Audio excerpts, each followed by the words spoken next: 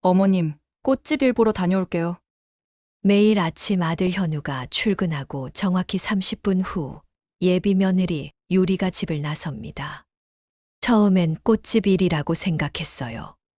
하지만 돌아와서는 황급히 옷을 벗어 세탁기에 넣고 곧바로 샤워를 합니다. 매일 똑같은 패턴으로 마치 무언가를 씻어내려는 것처럼. 그러던 어느 날, 제가 몰래 따라가 본 곳에서 충격적인 광경을 목격했습니다. 그날 그곳에서 제가 본 것은 산속에서 혼자 무언가를 심고 있는 유리의 모습이었습니다. 과연 예비 며느리 유리에게 숨겨진 비밀은 무엇이었을까요? 사연 시작하기 전 무료로 할 수 있는 구독과 좋아요 부탁드립니다. 여러분의 작은 응원이 다음 영상 제작에 큰 힘이 됩니다. 전주 한옥마을 근처 오래된 기와집이 줄지어 선 골목길에 최순자 씨의 집이 있었습니다. 62살의 순자 씨는 30년 넘게 한복점을 운영해오며 이 동네의 터줏대감 역할을 해왔죠. 남편을 먼저 떠나보낸 지 5해. 이제는 아들 현우와 예비 며느리 유리와 함께 소소한 일상을 보내고 있었어요. 어머님, 아침 드세요. 27살의 유리가 정갈하게 차린 상을 내오며 말했습니다. 플로리스트로 일하는 유리는 꽃을 다루는 손답게 늘 섬세하고 조심스러웠어요. 한복점 일을 도우며 순자 씨와 함께 지낸 지도 벌써 2달이 넘었죠. 고맙다, 유리야. 현우는 어디 갔나? 일찍 나갔어요. 오늘 한옥 수리 현장 점검이 있다고 하더라고요. 30살의 현우는 한옥 보수 전문 업체를 운영하고 있었습니다. 전통과 현대를 잇는 일에 자부심을 가지고 있는 성실한 아들이었죠. 매일 아침 7시 30분이면 어김없이 집을 나서는 규칙적인 생활을 하고 있었어요. 순자 씨는 유리를 살펴봤습니다. 단정한 옷차림에 화장도 옅게 한 모습이 참 곱더라고요. 하지만 뭔가 어딘지 모르게 어색한 구석이 있었어요. 미묘한 긴장감이랄까, 마치 무언가를 감추고 있는 듯한 표정이었죠. 유리야, 오늘도 꽃집에 가야 하나? 네, 어머님. 요즘 주문이 많아서요. 결혼식 시즌이라 부케며 장식용 꽃들이 정말 많이 나가더라고요. 유리의 대답은 자연스러웠지만 순자 씨의 예리한 눈에는 뭔가 석연치 않는 부분이 보였습니다. 왜인지 시선을 제대로 마주치지 않으려 하는 것 같았거든요. 그래, 몸조리 잘하고. 요즘 날씨가 변덕스러우니까 감기 조심해라. 네, 걱정 마세요. 어머님도 한복점에서 무리하지 마시고요. 식사를 마친 후 유리는 설거지를 하며 말했습니다. 순자 씨는 차를 마시며 유리의 뒷모습을 지켜봤어요. 뭔가 평소와 다른 느낌이 들었지만 정확히 뭔지는 알 수 없었죠. 오전 8시가 되자 유리가 외출 준비를 시작했습니다. 작은 가방 하나만 들고 나가는 모습이 꽃집에서 일하러 가는 사람치고는 좀 가벼워 보였어요. 어머님, 다녀오겠습니다. 그래, 조심히 다녀와라. 현관문이 닫히는 소리가 들리자 순자 씨는 창가로 가서 유리가 골목을 나서는 모습을 지켜봤습니다. 걸음걸이가 평소보다 빨라 보였어요. 마치 누군가와 약속이라도 있는 것처럼 말이죠. 이상하다. 순자 씨의 마음속에 작은 의문이 생겼습니다. 30년 넘게 장사를 하면서 사람을 보는 눈이 생긴 순자 씨였거든요. 유리의 행동에서 뭔가 숨기는 것이 있다는 직감이 들었어요. 하지만 아직 가족도 아닌 예비 며느리에게 함부로 캐묻기는 어려웠습니다. 게다가 유리는 늘 예의 바르고 착실한 모습만 보여왔으니까요. 혹시 자신의 생각이 잘못된 건 아닐까 하는 마음도 있었죠. 오전 11시 유리가 돌아왔습니다. 나간 지 3시간 만이었어요. 꽃집 일을 보러 갔다기에는 좀 짧은 시간이었죠. 다녀왔습니다. 수고했어. 일은 잘 마쳤고. 네, 생각보다 빨리 끝났어요. 유리는 곧바로 화장실로 향했습니다. 그리고 샤워하는 소리가 들렸어요. 순자 씨는 고개를 갸웃했습니다. 꽃집에서 일한다고 해서 이렇게 급하게 씻을 일이 있을까 싶었거든요. 아침 7시 30분, 현우가 현관문을 나서는 소리가 들렸습니다. 늘 그렇듯 정확한 시간이었죠. 순자 씨의 아들은 그런 사람이었습니다. 어릴 때부터 지각 한 번 없던 모범생, 지금도 회사에서 가장 먼저 출근한다고 자랑스러워하던 아이였어요. 어머님, 다녀올게요. 유리가 현관까지 나와 현우를 배웅하는 모습이 거실에서도 보였습니다. 두 사람은 작은 목소리로 뭔가를 속삭였고 유리는 수줍은 듯 고개를 숙였어요. 그 모습이 참 예뻐 보였습니다. 적어도 그때까지는 그랬어요. 정확히 30분 후인 8시, 유리가 방에서 나왔습니다. 늘 그랬듯 단정한 차림이었죠. 베이지색 카디건에 검은색 스커트, 플로리스트답게 차분하고 깔끔한 스타일이었습니다. 그런데 뭔가 이상했어요. 평소와 달리 작은 가방을 들고 있었고 발걸음이 조급해 보였거든요. 유리야, 아침은? 아, 어머님. 잠깐 나갔다 올게요. 금방 돌아올 거예요. 말끝을 흐리며 시선을 피하는 모습이 영 마뜩잖았습니다. 하지만 굳이 따져 묻지는 않았어요. 아직은 남이나 다름없는 사이였으니까요. 예비 며느리, 참 애매한 관계였습니다.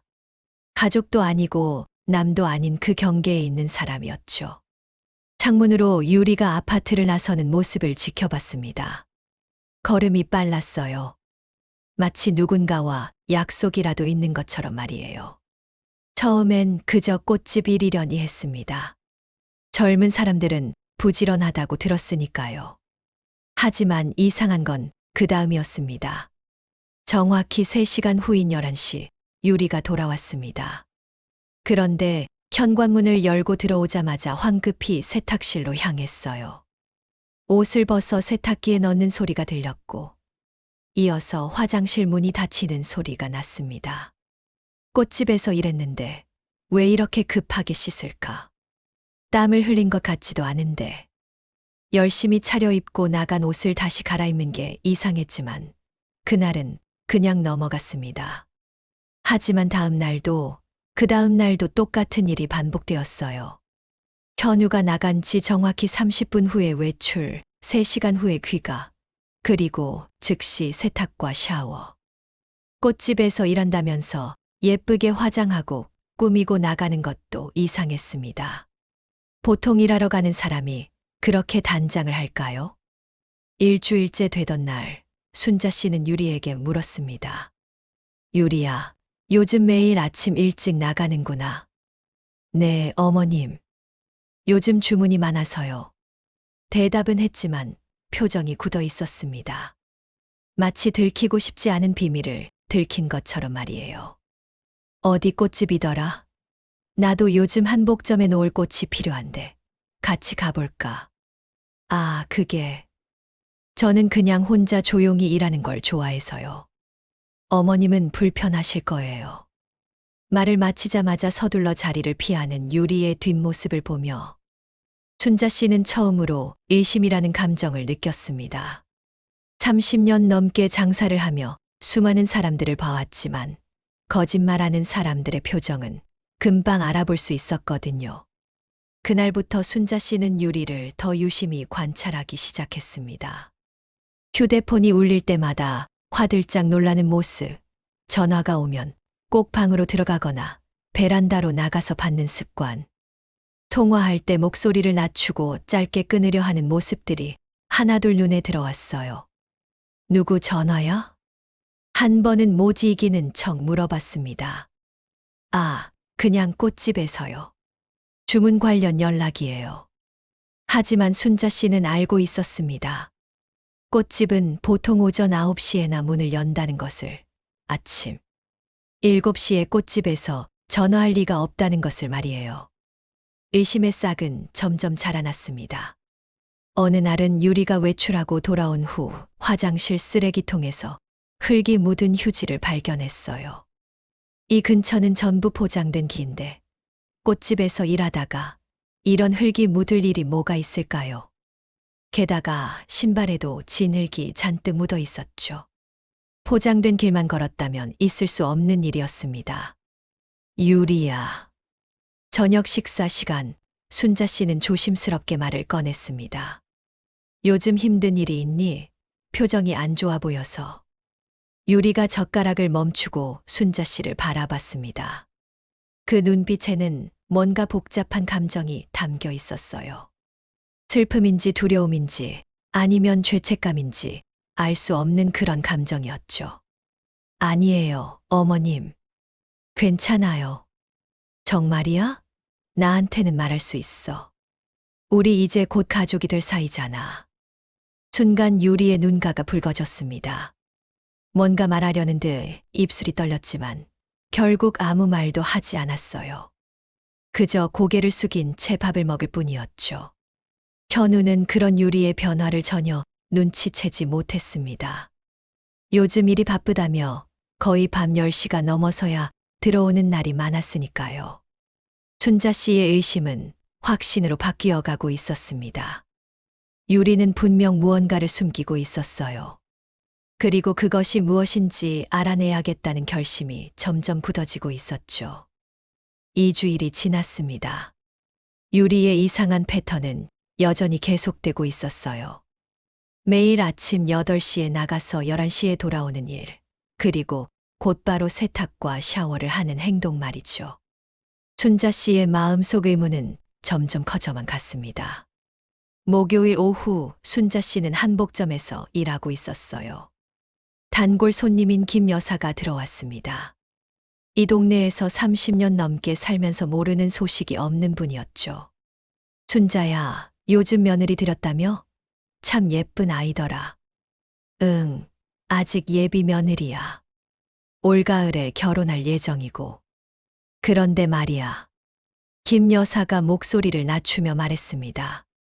어제 시장에서 그 아이 봤는데 이상하더라. 순자 씨의 손이 멈췄습니다. 뭐가 이상했는데? 꽃을 사는 게 아니라 호미하고 작은 삽을 사더라고. 그것도 꽤 비싼 걸로. 꽃집에서 일한다면서 왜 그런 걸 사나 싶어서. 심장이 쿵 내려앉는 느낌이었습니다. 호미와 삽, 꽃집 일과는 전혀 상관없는 도구들이었어요. 그렇다면 유리가 매일 아침 어디를 가는 걸까요? 언제 본 거야? 어제 오전이었어. 그 아이가 급한지 서둘러서 사가지고 버스 타던데. 버스, 유리는 분명 걸어서 꽃집에 간다고 했는데 왜 버스를 탔을까요? 순자 씨의 머릿속이 복잡해졌어요. 김 여사가 돌아간 후 순자 씨는 한복을 다리는 손도 제대로 움직이지 않았습니다. 유리에 대한 의심이 확신으로 바뀌는 순간이었어요. 분명 뭔가를 숨기고 있는 게 틀림없었습니다.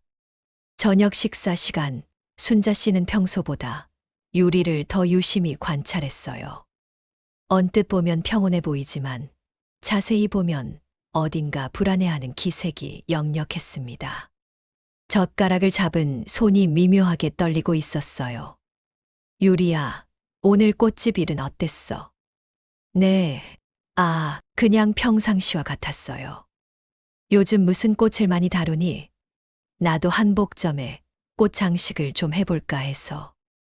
유리의 표정이 잠깐 굳었습니다. 그리고는 애써 웃으며 대답했어요. 장미나 국화 같은 것들이요. 평범한 꽃들이에요. 하지만 순자 씨는 놓치지 않았습니다. 유리가 대답할 때 시선이 이리저리 흔들리는 것을 말이에요. 거짓말을 하고 있다는 명백한 신호였죠. 그날 밤 순자 씨는 잠이 오지 않았습니다. 천장을 바라보며 생각에 잠겼어요. 유리가 대체 무엇을 숨기고 있는 걸까? 혹시 현우가 모르는 다른 남자라도 있는 건 아닐까? 아니야, 그런 아이가 아닌데. 하지만 의심이 시작되면 모든 것이 의심스러워지는 법이었습니다. 유리의 조심스러운 행동, 전화를 받을 때의 긴장된 모습, 그리고 매일 반복되는 이상한 패턴들이 모두 다른 의미로 다가오기 시작했어요. 다음 날 아침 순자 씨는 결심했습니다. 더 이상 추측만으로는 안 되겠다고. 직접 확인해 봐야겠다고 말이에요.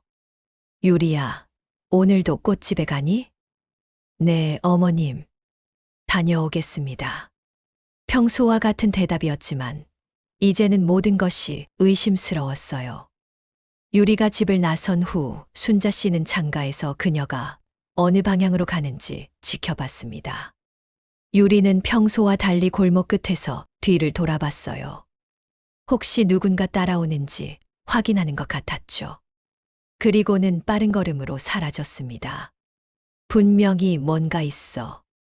순자 씨의 확신은 더욱 굳어졌습니다. 이제는 직접 행동에 나서야 할 때였어요. 하지만 어떻게 해야 할지 막막했습니다. 설마 며느리를 미행할 수는 없는 노릇이었으니까요. 오전 10시 휴대폰이 울렸습니다. 현우에게서 온 전화였어요. 엄마, 오늘 저녁에 늦을 것 같아요. 현장 점검이 길어져서. 그래, 유리한테도 연락해라. 유리 씨는 꽃집에 있을 텐데 괜찮겠죠. 꽃집, 순자 씨는 순간 머릿속이 하얘졌어요. 만약 유리가 정말 꽃집에 있다면 현우가 전화해봐도 될 텐데 왜 그런 말을 하는 걸까요? 현우야, 유리가 일하는 꽃집이 어디더라? 꽃집이요. 저도 정확한 이름은 모르겠어요. 동네 꽃집이라고만 들었는데. 현우도 유리가 어디서 일하는지 정확히 모르고 있었던 것입니다. 이상했어요. 결혼을 앞둔 사이인데 그런 기본적인 것도 모른다니. 전화를 끊고 나서 순자 씨는 더욱 혼란스러워졌습니다. 현우도 유리의 정확한 직장을 모르고 있었다니. 그렇다면 유리가 매일 아침 어디를 가는 것일까요? 점심시간, 유리가 돌아왔습니다. 여전히 급하게 샤워를 하고 옷을 갈아입었어요. 순자 씨는 유리가 씻는 동안 조심스럽게 현관 근처를 살펴봤습니다. 신발에 말라있는 흙이 눈에 띄었어요. 그것도 일반적인 화분용 흙이 아닌 산에서나 볼 수 있는 거친 흙이었습니다. 꽃집에서 일했다면 이런 흙이 묻을 리가 없었어요. 이제 확실해졌어. 순자 씨는 마침내 결심했습니다. 내일은 꼭 유리를 따라가 보겠다고. 그녀가 대체 어디서 무엇을 하고 있는지 직접 확인해 보겠다고 말이에요. 새벽 5시 순자 씨는 잠에서 깼습니다. 아니, 정확히는 한숨도 자지 못했다고 해야 맞을 거예요. 온종일 유리에 대한 생각으로 머릿속이 복잡했거든요. 오늘은 꼭 진실을 확인해야겠다는 결심을 다졌습니다. 조용히 일어나 옷장 앞에 섰어요. 너무 튀지 않으면서도 얼굴을 가릴 수 있는 차림이 필요했습니다. 검은색 바람막이에 큰 모자, 그리고 선글라스까지. 거울을 보니 영락없는 수상한 사람이었지만 달리 방법이 없었어요. 핸드백에는 휴대폰과 지갑, 그리고 혹시 모를 상황에 대비해 물과 간단한 간식을 넣었습니다. 마치 탐정 영화의 주인공이 된 것 같은 기분이었지만 웃음은 나오지 않았어요. 내가 지금 무엇을 하려는 건지 스스로도 서글펐으니까요. 아침 7시 30분, 현우가 출근했습니다. 평소와 같은 시간이었어요. 어머님, 다녀오겠습니다. 그래, 조심히 다녀와라. 현우가 나간 지 30분 후 예상대로 유리가 움직이기 시작했어요. 어머님, 꽃집 일 보러 다녀올게요. 그래, 수고해라. 일부러 무뚝뚝하게 대답했습니다. 혹시라도 내 계획을 눈치챌까 봐서였죠. 유리가 현관문을 나서고 엘리베이터 소리가 들리자 순자 씨도 서둘러 준비한 옷을 입고 나섰습니다. 아파트 입구에서 유리의 모습을 발견했어요. 평소와 같은 베이지색 카디건이었지만 오늘은 작은 백팩을 메고 있었습니다. 그 안에 뭐가 들었을까요? 혹시 김 여사가 말한 그 도구들이 들어있는 걸까요? 유리는 정류장으로 향했습니다. 순자 씨는 충분한 거리를 두고 따라갔어요. 다행히 출근 시간이라 사람들이 많아서 눈에 띄지 않았습니다. 잠시 후 버스가 도착했고 유리가 올라탔어요. 231번 버스, 시외로 나가는 노선이었습니다. 순간 당황했어요. 설마 이렇게 먼 곳까지 가는 건가요? 하지만 이미 시작한 일이었습니다. 순자 씨도 재빨리 버스에 올랐어요. 버스 안은 붐볐습니다. 유리는 중간쯤 자리에 앉았고 순자 씨는 맨 뒤에 자리를 잡았죠. 모자를 깊이 눌러쓰고 창밖을 보는 척했지만 시선은 계속 유리에게 고정되어 있었어요. 도심을 벗어나자 차창밖 풍경이 달라지기 시작했습니다. 높은 건물들이 사라지고 낮은 주택가가 나타났어요. 그리고 점점 논밭이 보이기 시작했죠. 유리는 창밖을 멍하니 바라보고 있었습니다. 그 옆모습이 왠지 쓸쓸해 보였어요. 저 표정은 뭘까요? 죄책감일까? 아니면 그리움일까요? 30분쯤 지났을 때 유리가 자리에서 일어났습니다. 하차 벨을 누르는 손이 보였어요. 순자 씨도 서둘러 일어났지만 너무 가까이 가지 않으려고 조심했습니다. 버스가 멈춘 곳은 한적한 시골 마을이었어요. 청송리라는 낡은 정류장 표지판이 기울어져 있었습니다. 이런 곳에 올 일이 뭐가 있을까요? 유리가 버스에서 내리자 순자 씨도 뒤따라 내렸습니다. 다행히 할머니 두 분이 함께 내려서 덜 어색했어요. 유리는 뒤도 돌아보지 않고 마을 안쪽으로 걸어갔습니다. 발걸음이 익숙해 보였어요. 처음 온 곳이 아니라는 뜻이었죠. 마을 길을 따라 10분쯤 걸었을까요? 유리가 갑자기 오른쪽 오솔길로 방향을 틀었습니다. 산으로 올라가는 길이었어요. 순간 온몸에 소름이 돋았습니다. 설마 정말로 이상한 일을 하러 가는 건 아니겠죠. 망설였지만 결국 따라갔습니다. 오솔길은 생각보다 가팔랐어요. 평소 운동을 제대로 하지 않은 탓에 금세 숨이 찼습니다. 하지만 멈출 수 없었죠. 유리의 뒷모습이 나무 사이로 보였다. 사라지기를 반복했거든요. 올라가면서 이상한 점을 발견했어요. 길 곳곳에 하얀 돌들이 놓여 있었습니다. 마치 누군가 일부러 표시해 둔 것처럼 말이에요. 유리는 그 돌들을 따라 망설임 없이 걸었어요. 숨을 헐떡이며 언덕을 오르는데 갑자기 탁 트인 작은 공간이 나타났습니다. 그리고 그곳에서 순자 씨가 본 것은 평범해 보이는 산속 빈터였어요. 하지만 뭔가 인위적인 흔적들이 보였습니다. 여기저기 파인 자국들, 그리고 규칙적으로 놓인 하얀 돌들이 있었어요. 유리는 그 빈터 한가운데서 무릎을 꿇고 앉았습니다.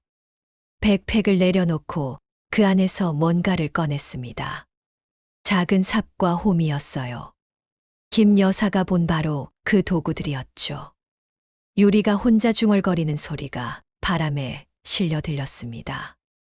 하지만 거리가 너무 멀어서 정확히 무슨 말을 하는지는 들리지 않았어요. 순자 씨는 나무 뒤에 몸을 숨기고 유리를 지켜봤습니다. 유리는 정성스럽게 땅을 파기 시작했어요. 그 모습이 너무나 자연스러워서 더 이상했습니다. 마치 여러 번 와본 사람처럼, 아니 매일 와본 사람처럼 말이죠. 잠시 후 유리는 백팩에서 또 다른 뭔가를 꺼냈어요. 비닐봉지에 쌓인 작은 물건 같았습니다. 그것을 조심스럽게 땅에 묻고 다시 흙을 덮었어요. 그리고는 그 위에 하얀 돌 몇 개를 올려놓았습니다. 마지막으로 유리는 그곳에서 두 손을 모았습니다. 눈을 감고 기도하는 것 같았어요.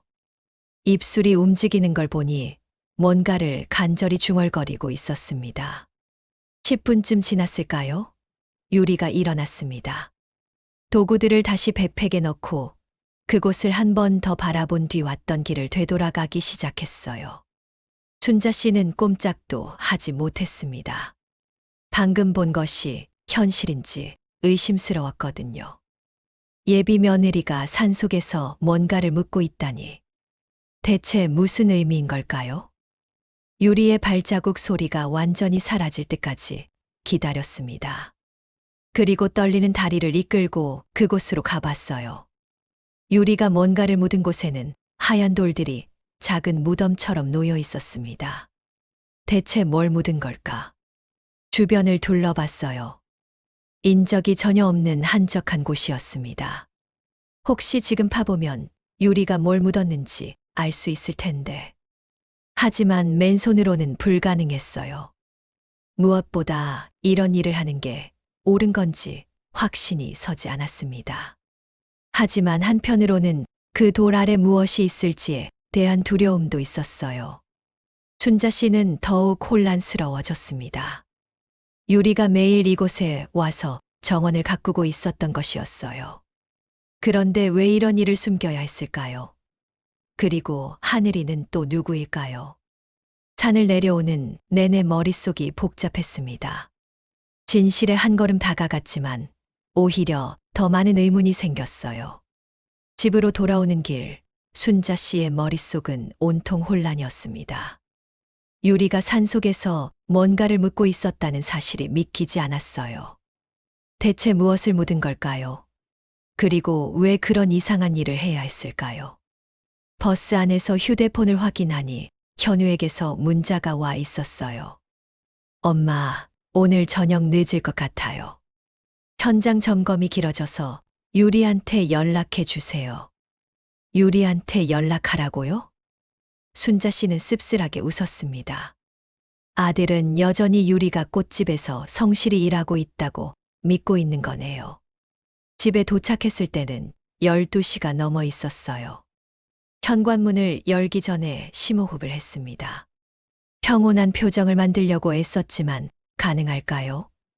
이런 진실을 알고도 아무렇지 않은 척할 수 있을까요?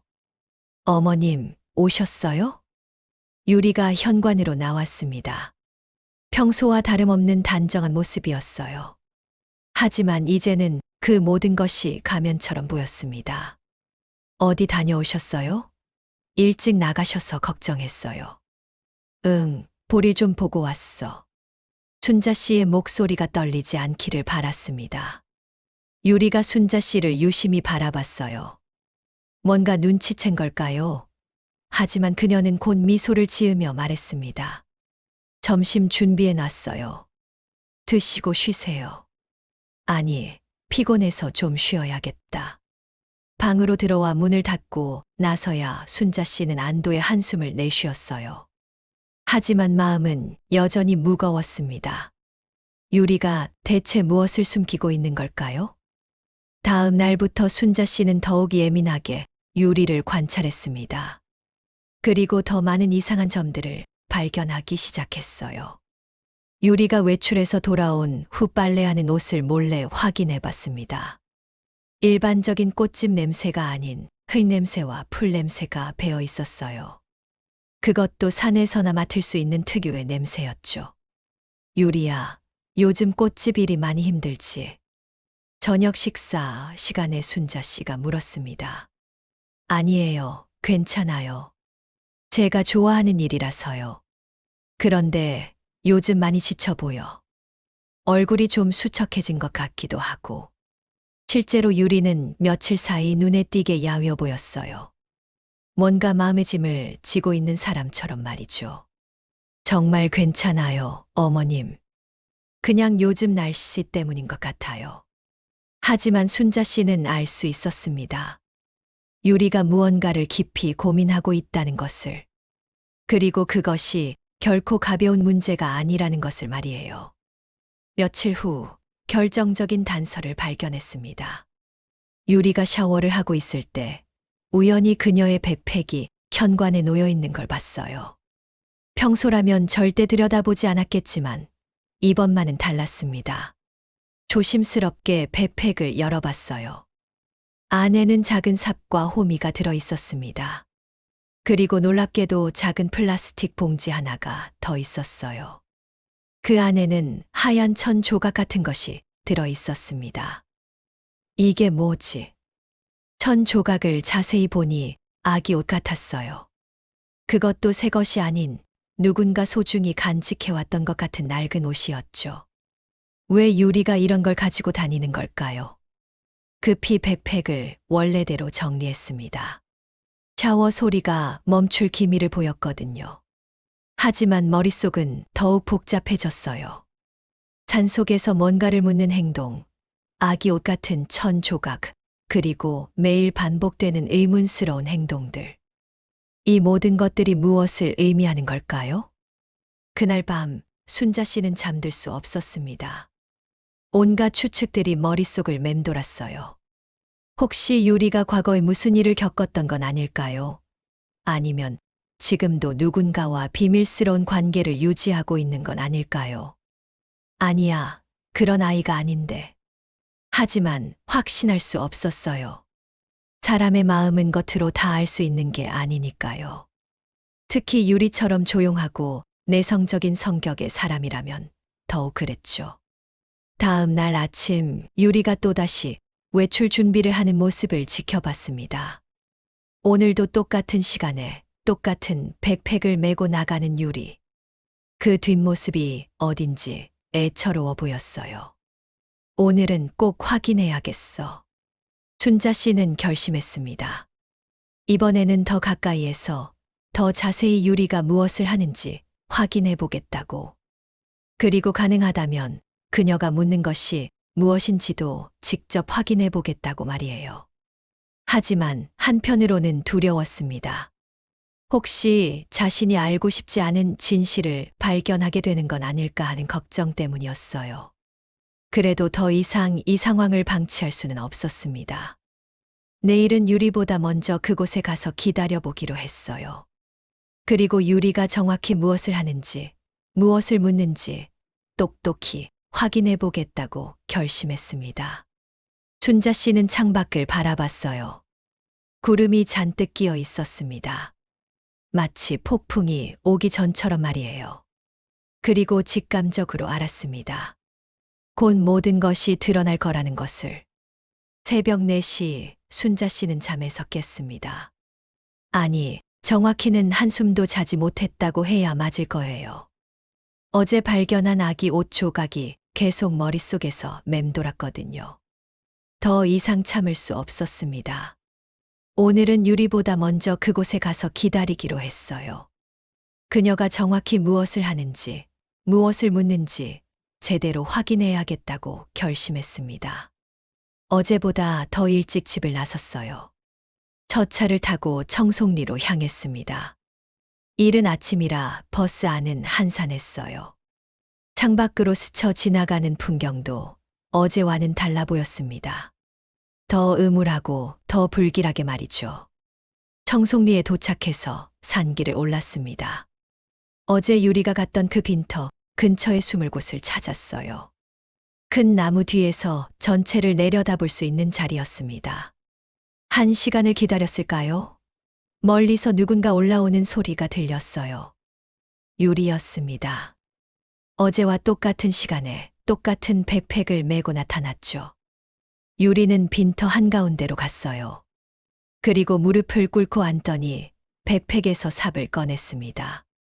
이번에는 더 가까이에서 지켜볼 수 있었어요. 유리가 조심스럽게 땅을 파기 시작했습니다. 그런데 이상했어요. 새로 파는 게 아니라 이미 파여진 곳을 다시 파는 것 같았거든요. 마치 뭔가를 꺼내려는 것처럼 말이죠. 잠시 후 유리가 작은 봉지 하나를 꺼냈습니다. 그것을 조심스럽게 열어보더니 갑자기 흐느끼기 시작했어요. 소리 없이 어깨를 들썩이며 우는 모습이 순자 씨에게도 전해졌습니다. 유리는 그 봉지에서 뭔가를 꺼내 가슴에 꼭 안았어요. 그리고는 혼자서 중얼거리기 시작했습니다. 이번에는 바람이 불지 않아서 일부 말이 들렸어요. 미안해. 정말 미안해. 엄마가 용기가 없어서. 이제라도 말해야겠어. 유리가 무엇에 대해 미안해하는 걸까요? 무슨 용기를 말하는 걸까요? 순자 씨는 더욱 혼란스러워졌습니다. 한참을 그렇게 있던 유리가 일어났어요. 그리고 그 물건을 다시 봉지에 넣어 땅에 묻었습니다. 흙을 덮고 하얀 돌들을 올려놓는 것까지 어제와 똑같았어요. 유리가 산을 내려간 후 순자 씨는 그 자리에 한참 서 있었습니다. 방금 본 장면이 무엇을 의미하는지 도무지 알 수 없었거든요. 분명한 건 유리가 무언가를 깊이 후회하고 있다는 것, 그리고 그것 때문에 매일 이곳에 와서 괴로워하고 있다는 것이었어요. 집으로 돌아오는 길, 순자 씨는 결심했습니다. 더 이상 미루지 않겠다고. 오늘 저녁에는 꼭 유리와 직접 이야기하겠다고 말이에요. 오후 6시 현우가 평소보다 일찍 들어왔습니다. 엄마, 오늘은 일찍 끝났어요. 유리는 어디 갔나요? 아직 안 들어왔어. 실제로 유리는 오늘 평소보다 늦게 돌아왔어요. 보통은 11시에 들어오는데 오늘은 오후 1시가 넘어서야 나타났습니다. 얼굴이 많이 지쳐 보였어요. 저녁 식사 시간, 순자 씨는 유리를 유심히 관찰했습니다. 밥을 먹는 둥 마는 둥 하며 자꾸 한숨을 쉬는 모습이 영 마음에 걸렸어요. 유리야, 너 요즘 많이 힘들어 보여. 응, 아니야, 괜찮아. 정말이야? 얼굴이 많이 상했는데. 현우도 유리를 걱정스럽게 바라봤어요. 유리야, 혹시 무슨 일 있어? 말해줘. 순간 유리의 눈에서 눈물이 핑 돌았습니다. 뭔가 말하려는 듯 입술을 떨었지만 결국 고개를 저었어요. 정말 괜찮아. 그냥 좀 피곤할 뿐이야. 식사를 마친 후 현우는 전화를 받으며 잠깐 나갔어요. 기회였습니다. 순자 씨는 설거지를 하고 있는 유리에게 다가갔습니다. 유리야, 너 정말 매일 꽃집에 가는 거 맞니? 유리의 손이 멈췄습니다. 네, 물론이죠. 그런데 이상하네. 현우한테 물어보니까 너가 어느 꽃집에서 일하는지도 모르던데. 유리의 얼굴이 창백해졌어요. 그건 그냥 작은 꽃집이라서. 유리야. 순자 씨의 목소리가 단호해졌습니다. 너 매일 아침 꽃집에 가는 게 아니지. 청송리로 가고 있잖아. 유리가 접시를 떨어뜨렸어요. 그릇이 바닥에 떨어져 산산조각 났습니다. 어머님. 그게 산에 올라가서 뭔가를 묻고 계속 우는 것도 봤어. 대체 뭘 하는 거야? 유리가 주저앉으며 울기 시작했어요. 어머님, 죄송해요. 정말 죄송해요. 뭐가 죄송한데? 대체 무슨 일이 있었던 거야? 그때 현관문이 열리는 소리가 들렸어요. 현우가 들어오고 있었습니다. 무슨 일이에요? 왜 이렇게? 현우가 바닥에 깨진 그릇과 울고 있는 유리, 그리고 심각한 표정의 순자 씨를 번갈아 봤어요. 엄마, 무슨 일 있었어요? 순자 씨는 더 이상 미룰 수 없다고 생각했습니다. 현우야, 너도 앉아라. 유리한테 들어야 할 이야기가 있어. 유리는 계속 고개를 숙인 채 울고만 있었어요. 순자 씨의 단호한 목소리에 현우는 당황한 표정으로 자리에 앉았습니다. 유리는 여전히 고개를 숙인 채 흐느끼고 있었어요. 엄마, 무슨 일이에요? 유리야, 왜 울어? 현우가 유리의 어깨에 손을 올리려 하자 유리가 몸을 움츠렸습니다. 그 반응에 현우는 더욱 당황했어요. 유리야, 도대체 무슨 일이야? 말해봐. 순자 씨가 천천히 입을 열었습니다. 현우야, 유리는 매일 꽃집에 가는 게 아니야. 청송리 산에 가서 뭔가를 묻고 있었어. 뭐라고요? 현우가 유리를 바라봤습니다. 유리는 여전히 고개를 들지 못했어요. 유리야, 엄마 말이 맞아. 너 왜 거짓말을? 현우야. 유리가 떨리는 목소리로 현우의 이름을 불렀습니다. 그리고 천천히 고개를 들었어요. 눈물로 범벅이 된 얼굴이었지만 그 눈빛에는 결심이 서 있었습니다. 미안해. 정말 미안해. 뭐가 미안한데? 대체 무슨 일인지 말해봐. 유리가 깊은 숨을 들이쉬었습니다. 그리고 마침내 숨겨왔던 진실을 털어놓기 시작했어요. 작년 작년 봄에 유리의 목소리가 떨렸습니다. 우리 사이에 아기가 있었어. 현우의 얼굴이 하얗게 변했어요. 춘자 씨도 깜짝 놀랐습니다. 아기. 응. 그런데 그때 현우 너는 회사에서 큰 프로젝트를 맡고 있었잖아. 실패하면 정말 큰일 날 상황이었고. 유리가 눈물을 훔치며 계속 말했습니다. 나는 말하고 싶었어. 정말 말하고 싶었는데. 너무 힘들어하는 현우를 보니까 차마 말할 수가 없었어. 임신 소식이 부담이 될 것 같아서. 유리야. 그래서 프로젝트가 끝나면 깜짝 발표로 알려주려고 했어. 그런데 유리의 목소리가 더욱 떨렸습니다. 12주가 되던 날, 아기를 잃었어. 뭐라고? 현우가 충격을 받은 표정으로 유리를 바라봤어요. 왜 말하지 않았어? 말할 수가 없었어. 너는 그때 너무 힘들어했잖아. 매일 야근하고 스트레스 받고.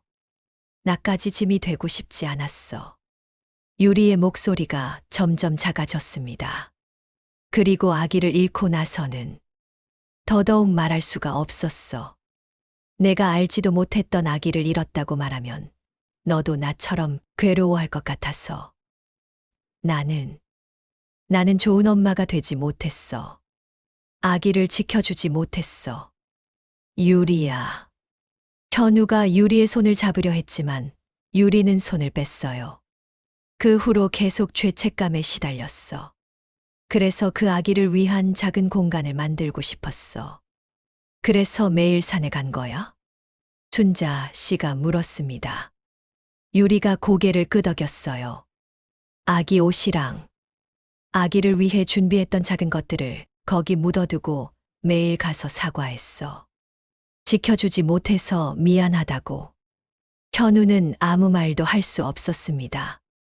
충격과 죄책감, 그리고 유리에 대한 미안함이 뒤섞여 있었어요. 왜 혼자 그런 아픔을 견뎠어? 너한테 짐이 되고 싶지 않았어. 그리고 너도 힘들어할까봐. 바보야. 현우가 갑자기 소리쳤습니다. 그런 중요한 걸 왜 혼자 견뎌? 나도 그 아기의 아빠였는데. 현우의 눈에도 눈물이 맺혔어요. 나는 아무것도 몰랐어. 내가 그렇게 아파하는 것도, 매일 혼자 그 무거운 마음을 안고 사는 것도. 현우야. 미안해, 유리야. 정말 미안해. 내가 옆에 있어줬어야 했는데. 현우가 유리를 꼭 안았습니다. 유리는 현우의 품에서 더욱 크게 울었어요. 춘자 씨는 그 모습을 바라보며 눈물을 흘렸습니다. 자신이 얼마나 큰 오해를 했는지, 유리가 얼마나 순수하고 착한 아이인지 이제야 깨달았거든요. 유리야. 어머니가 미안하다. 춘자 씨가 다가가서 유리의 손을 잡았어요. 내가 그런 아픔을 혼자 견디고 있었는데 나는 의심만 했구나. 어머님, 제가 거짓말해서 죄송해요. 아니야. 너는 잘못한 게 없어. 오히려 우리가 너를 제대로 돌봐주지 못했어. 현우가 유리의 얼굴을 들여다봤습니다. 유리야, 앞으로는 무슨 일이 있어도 혼자 견디지 마. 우리가 함께 있잖아. 응. 유리가 고개를 끄덕였어요. 처음으로 밝은 표정을 지었습니다. 그런데 유리야. 춘자 씨가 조심스럽게 물었습니다. 그 아기, 우리 첫 손주였구나. 네. 죄송해요. 지켜주지 못해서. 아니야. 네, 잘못이 아니야. 춘자 씨가 유리를 안아주었어요. 이제부터는 우리가 함께 그 아이를 기억하자. 그리고 언젠가 다시 우리에게 올 아기를 함께 기다리자.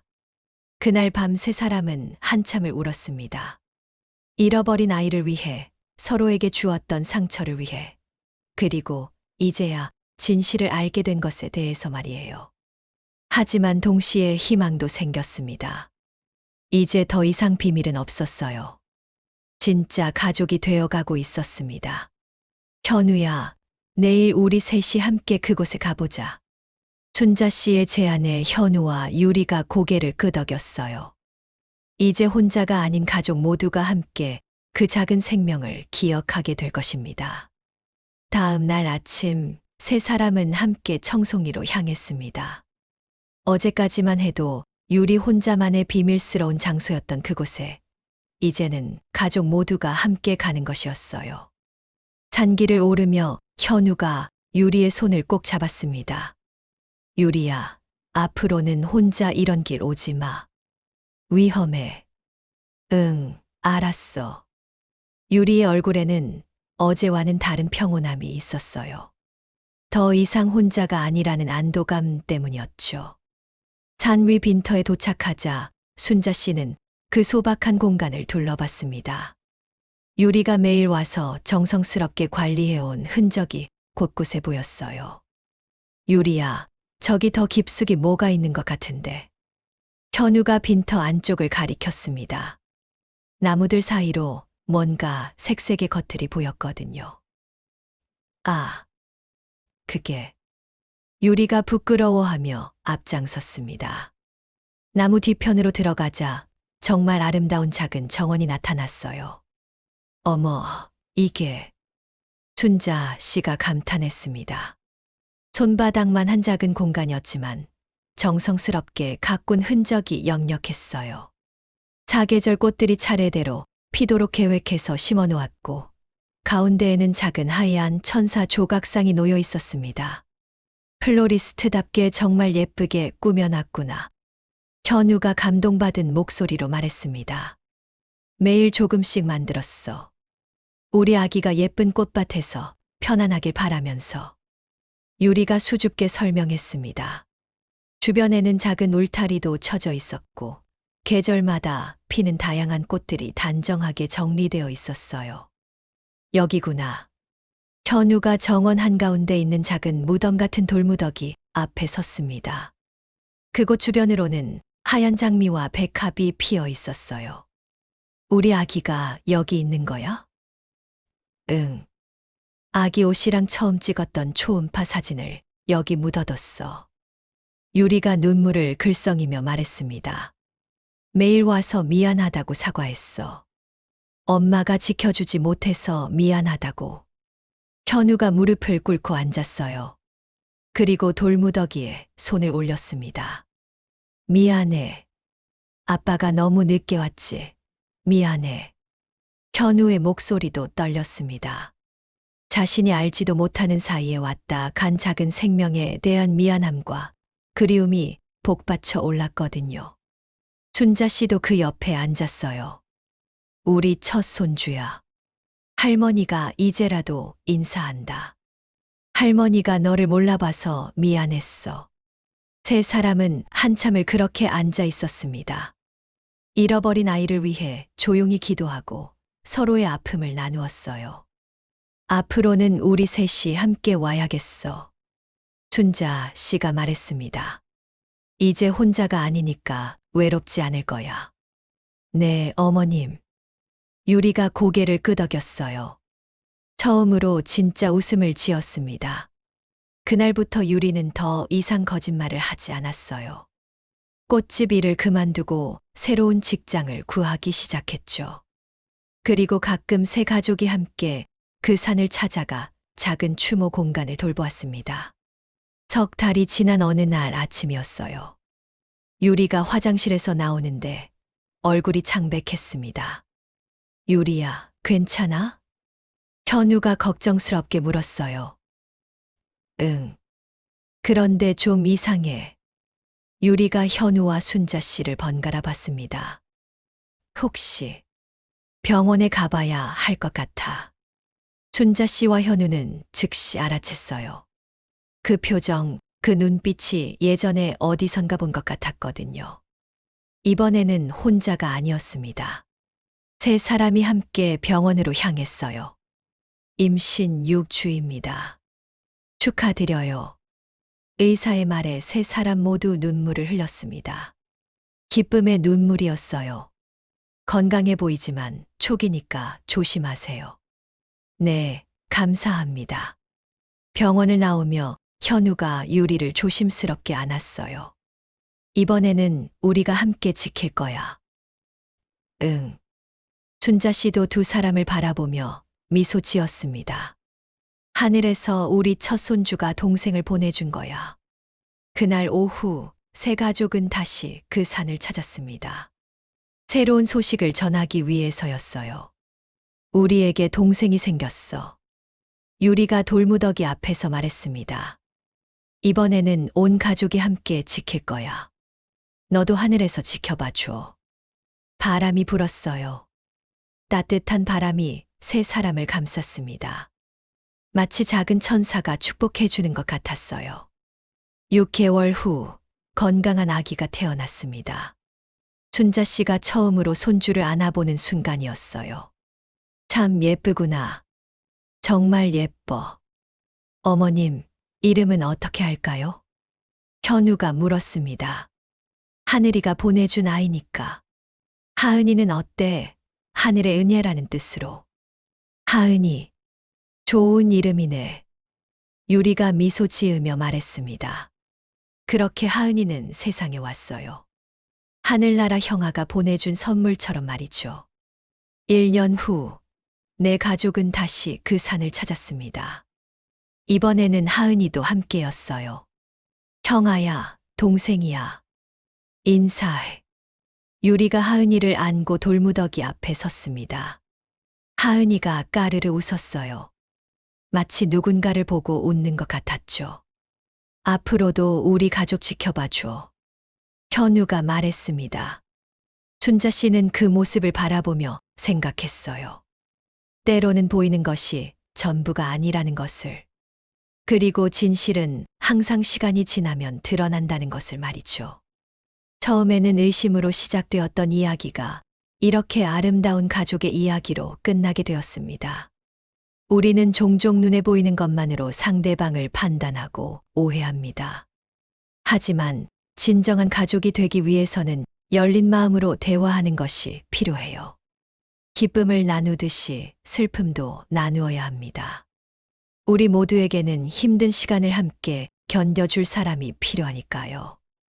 우리 모두의 삶에도 오해와 갈등이 있을 수 있습니다.